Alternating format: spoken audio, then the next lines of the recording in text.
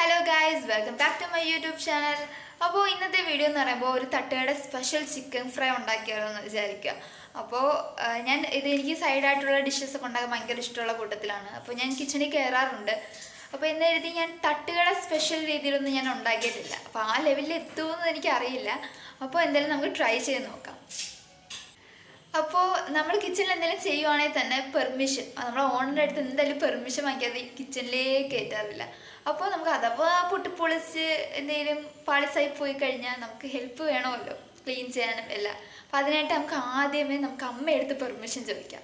അപ്പോൾ നമ്മൾ കിച്ചണിൽ കയറുമ്പോഴേ ആദ്യത്തെ സ്റ്റെപ്പ് മനസ്സിലായല്ലോ, പെർമിഷൻ ചോദിക്കണം. അല്ലാതെ കയറി കഴിഞ്ഞ് എന്തെങ്കിലും ആയി പോയാൽ പിന്നെ തീർന്നല്ല.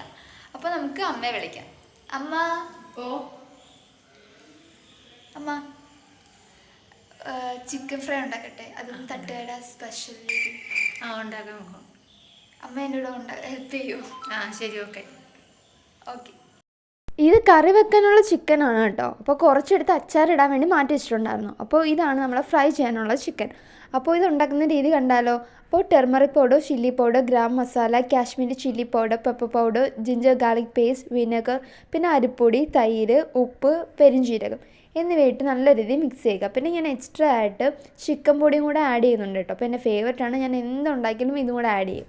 അപ്പോൾ ഇതിൻ്റെ ഒരു ഫ്ലേവർ അടിപൊളിയാണ്. അങ്ങനെ മിക്സ് ചെയ്ത് മാഗ്നേറ്റ് ചെയ്യാൻ വെച്ചു.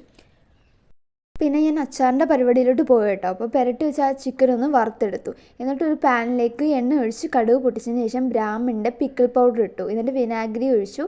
പിന്നെ അത് തിളപ്പിച്ചാറ്റിയ വെള്ളം ഒഴിച്ചിട്ട് നമുക്ക് ഫ്രൈ ചെയ്തിട്ട് ചിക്കൻ ഇടാം. അപ്പോൾ സിമ്പിളാണ്. നമ്മൾ ചിക്കൻ അച്ചാർ റെഡി ആയി കഴിഞ്ഞു. അടിപൊളി ടേസ്റ്റുമായിരുന്നു. പെട്ടെന്ന് തയ്യാറാക്കാം ഈ ഒരു ബ്രാഹ്മിൻ്റെ പൊടി ഉണ്ടെങ്കിൽ. പിന്നെ ഞാൻ ചിക്കൻ ഫ്രൈ ഉണ്ടാക്കുന്ന പ്രിപ്പറേഷനിലായിരുന്നു. പിന്നെ ഒരു പാനിലേക്ക് എണ്ണ ഒഴിച്ച് എണ്ണ ചൂടാതിന് ശേഷം നമ്മൾ മാഗ്നേറ്റ് ചെയ്ത് വെച്ച ചിക്കൻ ഇട്ടു. അപ്പോൾ ഇതും പരീക്ഷണം സക്സസ് ആക്കിയ അടിപൊളി ടേസ്റ്റായിരുന്നു. അപ്പോൾ വീഡിയോ ഇഷ്ടപ്പെട്ടാൽ ലൈക്ക് ചെയ്യണം, ഷെയർ ചെയ്യണം, സബ്സ്ക്രൈബ് ചെയ്യണം. പിന്നെ കമൻറ്റ് വഴി നിങ്ങളുടെ അഭിപ്രായം അറിയിക്കണം കേട്ടോ. Bye bye.